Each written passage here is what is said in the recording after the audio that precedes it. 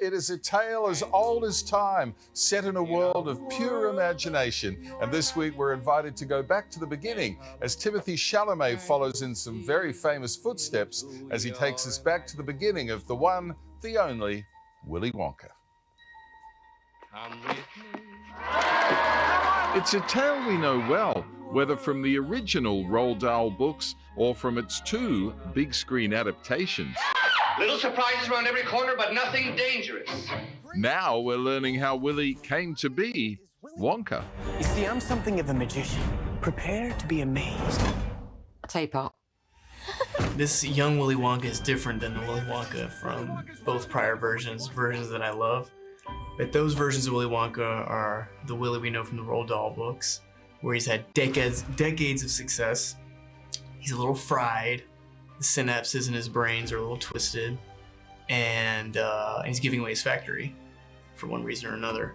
This Willy Wonka is the ambitious young chocolatier who hasn't made it yet, who's full of ambition, full of joy, full of a hat full of dreams, but isn't quite where he wants to be yet. The best chocolate in the world.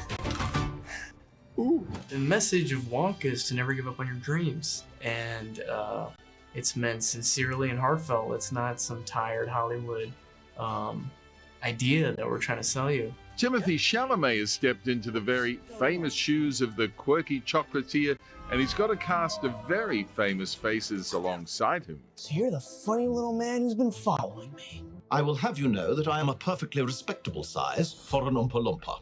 An Oompa what now? Working across Hugh Grant, Olivia Coleman, and Rowan Atkinson was like seeing like the British all-stars on set every day.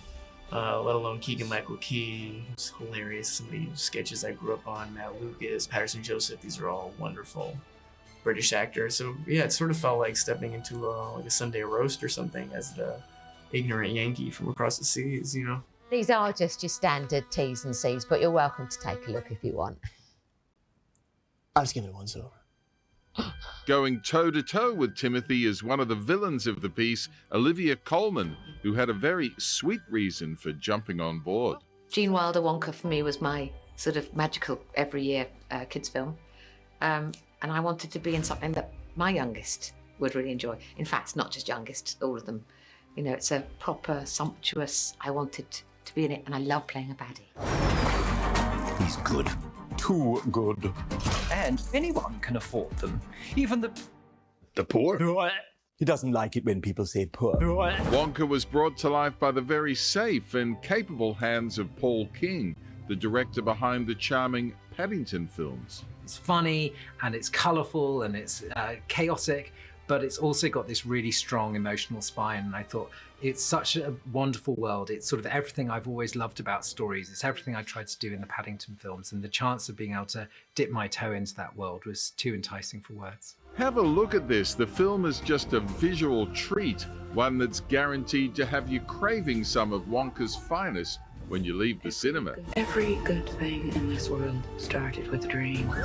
And if you're wondering how much of the chocolate on set was actually real, well, the answer may surprise you. This incredible chocolatier, she wanted to make sure that it was, I think they probably said you only need to do a few hero chocolates. She went, no, it must all taste good.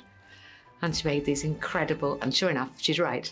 I tried something that was beautiful, and it was a salted caramel, and there were, you know, I don't know how she did it. I guess it's time to change the world. Oh, what a tasty treat it is to Wonka. Hit cinemas tomorrow. Hey there, Today fans. Sarah and...